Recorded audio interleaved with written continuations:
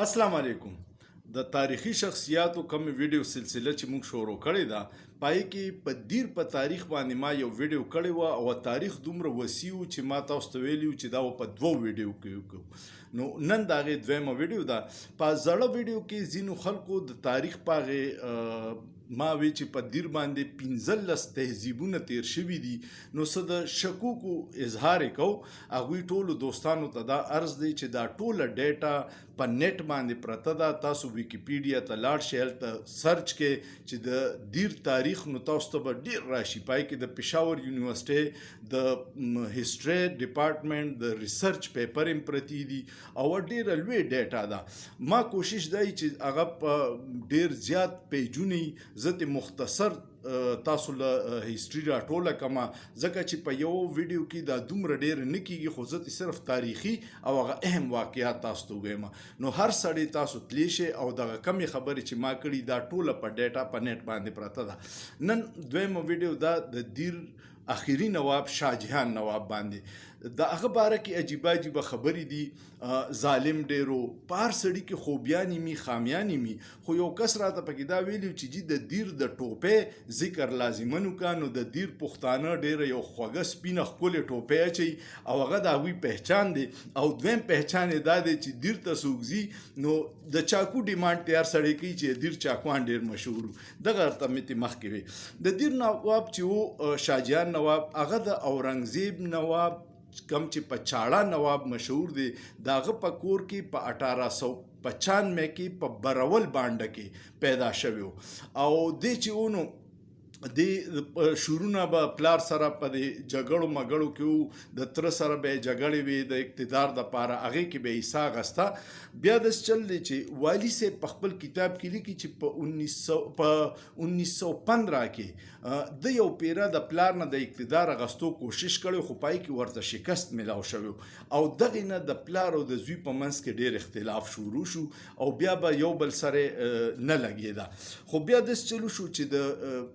چاړه نواب د ټولو نه د خوښې ښځه چې وه د هغې خارو بیبي نوم و. چې کله وفات شوه نو هغې کې هغه ډېر زیات خفګان زړه ته واچو او هوش و حواس یې لاړل. دغه صورتحال چې وکته نو چې کم د دربار کې وزیرانو یا افسرانو هغوی مالی فواید اخسته شروع کړه. او ځکه چې باچا صاحب نواب صاحب چې چاړه نواب په خپل هوش کې نه و، نو چې په دربار کې چا څه کول. دا حالات چې شاه جهان نواب کتل نو هغه ډېره غوسه ورتله او دغې افسرانو ته هم ډېره غوسه او پلار ته هم غوسه راتله، خو څه یې کولی نه شو. خو بیا یې دا چلو کو چې یو ورځ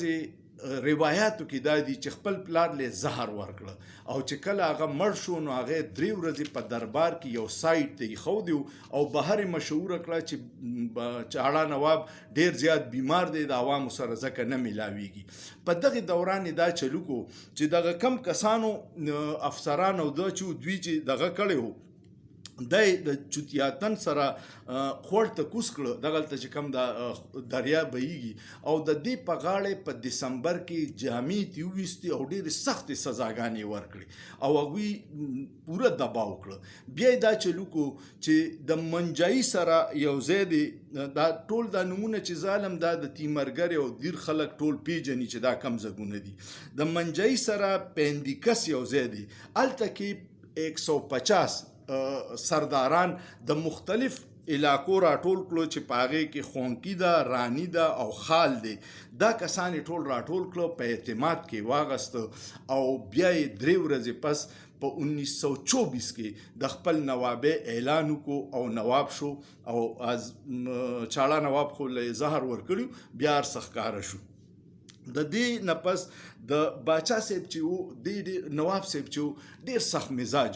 او د فوري خپل رور چې و عالمزیب هغه هم علاقه بدر کو چې د ده نه راته څه خطره جوړه نه شي. د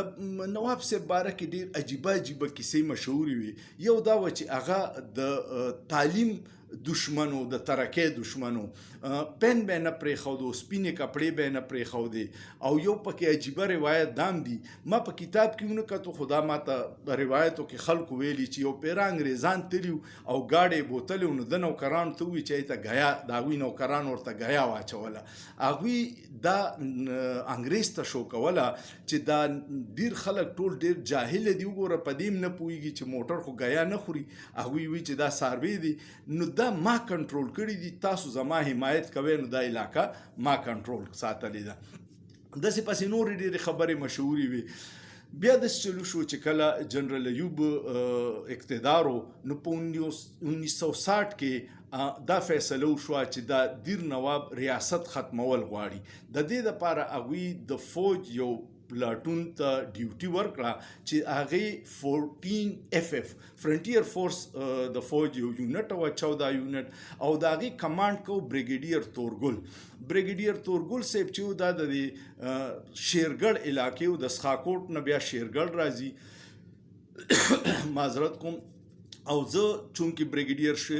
تورګل صاحب سره زموږ رشتیم دي زه ذاتي طور پیژنم د هغوی زوی اوس بیا میجر جنرال ممتاز ګل صاحب ریټایر شوی دی کور کمانډر پېښور مو بیا پېښور یونیورسټۍ VC مو نو زه پیژنم نو بریګیډیر تورګل صاحب دا اپریشن کړی او هغوی ته چې کله ذمواري حواله شوه نو هغوی په دربار کې ځان سره خسرو نواب چې و هغې په اعتماد کې واغستو هغه له دا لالچ ورکړو چې تا بیا په فوج کې افسر والو بل طرف ته نواب صاحب ته دوی دا ووایي چې موږ چترال ته ځو موږ له لاره پکار د فوج له او که پتا چېرته افغانستان یا جندول نه حملې کېږي نو موږ به د حفاظت کوو د دې منصوبې نه چې کله د نواب صاحب دویم زوی جندول خان خبر شو نو هغه پلار ته ووایي پلار یې ورته وایي چې چکدرۍ پول والوځوي خو هغه منصوبه ناکامه شوه او فوج لاړو د دغه میدان کې پړاو واچو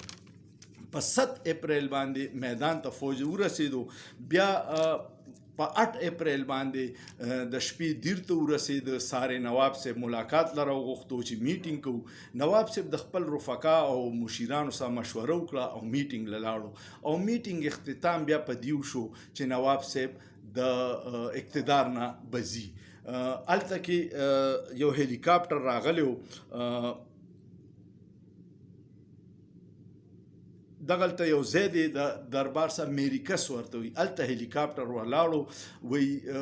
شاهجهان نواب صاحب چې هلیکاپټر ته بوتلو هغه ځان نه څادر تاو کړی معذرت کوم ځان نه څادر تاو کړی او اخري ځل خپل ریاست ته وکتل او روان شو دی چې هلیکاپټر ته وخیجو نو هغه هلیکاپټر اول راغی مونډه کې کېناستو مونډه کې لږ ارام وکړو او بیا هلیکاپټر دی بوتلو او په ګلبرګ لاهور کې په بنګله کې نظربند کو هلته دی 6 کاله نظربند او بیا په 1966 کې د پینډې په CMH کې دی وفات شو او دغسې د دیر لیګسي د نوابۍ ختمه شو اختتام ته ورسېده هلیکاپټر چې کله چوڅو نو بیا هلته زما مری خرابه د معذرت کوم ما وی زه به دا ویډیو لږ په صبر جوړه کړم خو ډېرو ملګرو دغه و چې نه جي دویم پارټ زه وکړې نو د دې رکاوټ دپاره معذرت کوم د هلیکاپټر نه پمفلیټ را پریوتې چې نوابي ختمه شوه او اوس تاسو آزاد شوئ د پاکستان شهري او اوس به دا دیر ترقي وکړي نواب صاحب په ختمېدو ډېر خلک خوشحاله او ډېر پې خفه ځکه چې په هر چا کې خوبیانی می خامیانی می د نواب صاحب خوی سخت یادېږي یا ترقي نه ورکړی خو نور به ډېر کارونه کړي دا د نواب دیر صاحب کیسه وه مختصر الفاظو کې ما وی چې تاسو سره شیر کما بریګیډیر تورګل صاحب یو ډېر تاریخي سړی و په هغه به درته ځان له یو ویډیو کومه د هغوی سره زموږ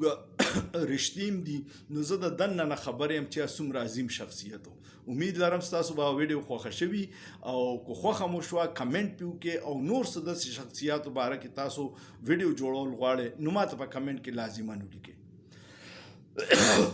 شکریه